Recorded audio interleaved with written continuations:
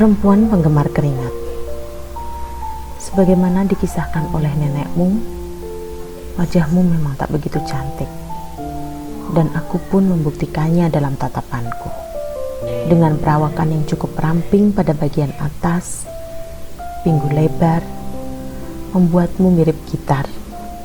Itu sudah membuat hatiku tertawan.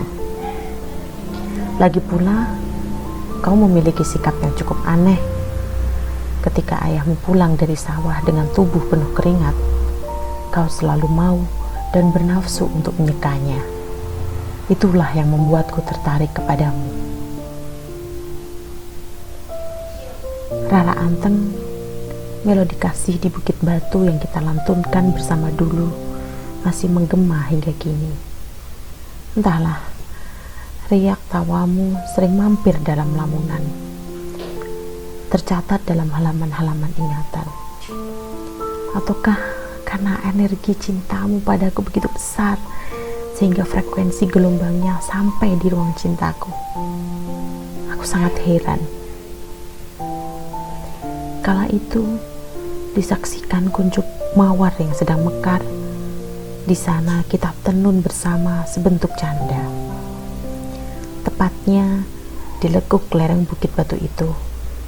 Lama kita berbincang di bawah rindang pohon palma, bercengkerama, ditemani riuh di dahanan pohon yang ditingkah angin. Rambutmu juga berkibar-kibar ditiup angin seperti bendera. Dari siang hingga petang, kita asik menyaksikan segumpal awan cantik di angkasa sambil mengobrolkan orang tuamu, orang tuaku, juga teman kita sejawat. Cerita demi cerita bersambung kait. Kau begitu unik, bersikeras mengajakku bermain kejar-kejaran seperti anak TK. Terpaksa aku menyanggupinya, karena aku sangat takut ketika kau merajuk. Aku tak sanggup kehilangan tawamu. Sesaat kemudian kita berkejaran. Kau pintar menyelinap di antara bebatuan besar dan semak yang tinggi. Kau mahir melompat-lompat di sela pepohonan. Selincah kancil pun kau tetap dapat kurengkuh dalam lenganku. Kita tertawa-tawa. Kau memukuli dadaku pelan dan manja. Aku malah semakin membusungkan dada. Kau juga malah menggolekkan kepalamu di bahuku. Rambutmu tergerai pada lenganku yang basah. Keringatku mengucur deras. Kau juga. Ku bimbing kau di bawah cemara.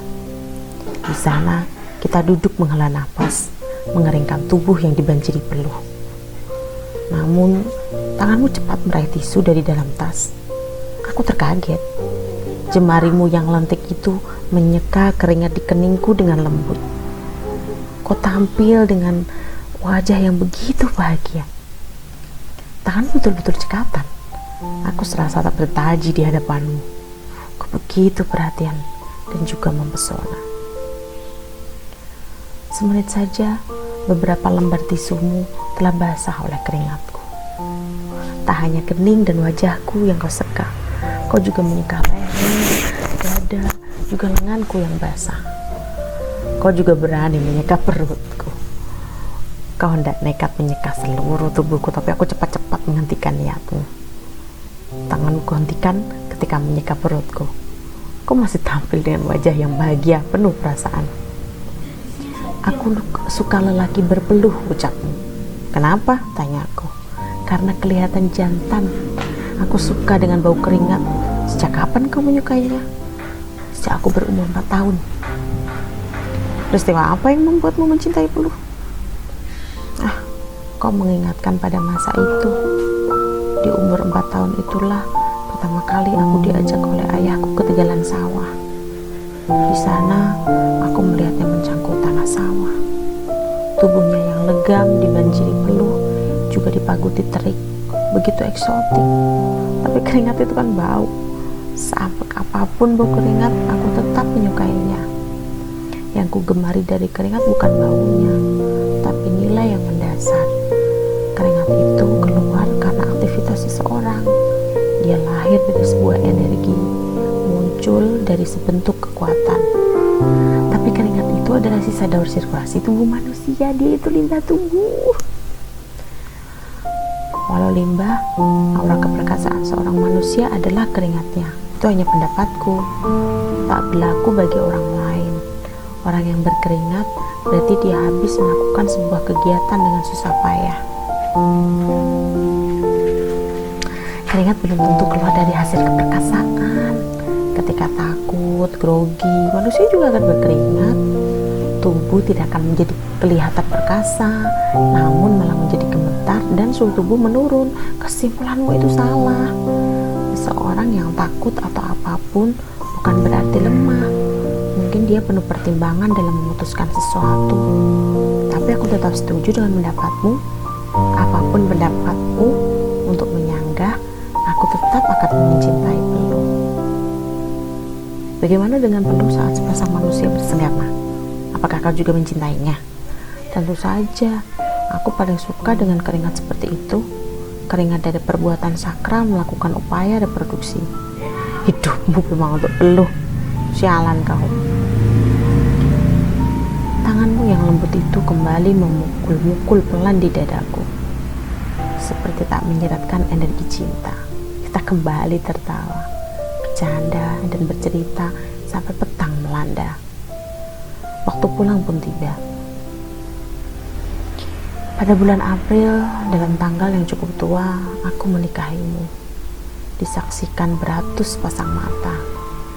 Di luar, sekawanan hujan menyanyi, mendering pada genting kering, berderap pada tetanah dan bebatu, meruapkan dingin.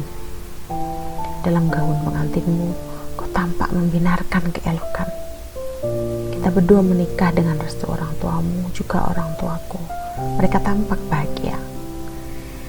Dengan penuh puja cinta, aku pinang kau dengan serantang keringatku yang telah kuperam.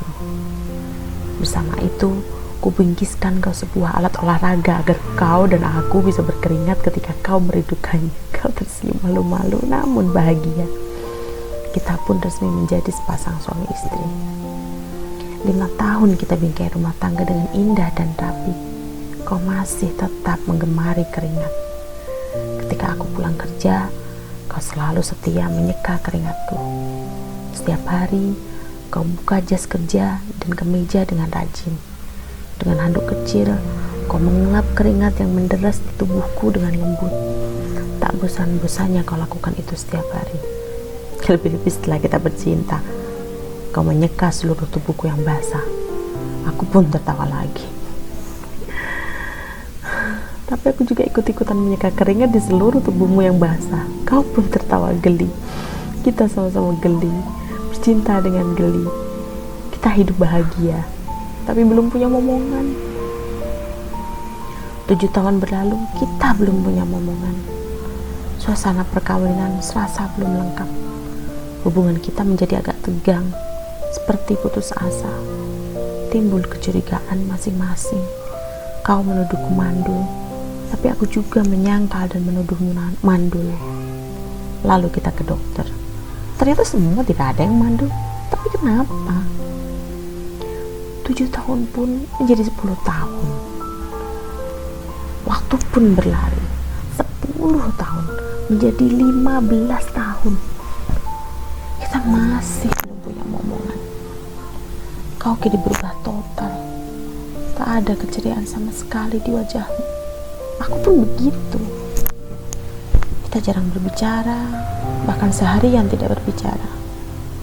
Sudah 5 tahun kita tidak bercinta. Larut dalam malam-malam yang sepi, tak ada lenguhan. 15 tahun kita membina keluarga. Kita hanya menjumpai kekosongan. Hanya ada duka, tak lebih. Namun ada sesuatu yang masih terbina. Kau masih menggemari keringat. Itulah keunikanmu. Kini kau tidak hanya menyeka keringatku. Kau sering berjalan di pagi hari, menjumpai para buruh dan menyeka keringatnya. Di siang hari, kau juga berjalan ke pasar, menyeka keringat para pedagang. Di sore hari, kau juga berjalan ke rumah bordil, menyeka keringat para menikmat. Kau kini jarang di rumah. Tak ada kesempatan kita untuk bercinta. Kau juga sudah tak mau kuajak bercinta. Kau kini hanya seorang wanita pengelana, seorang penyeka keringat yang selalu berbinar-binar matanya.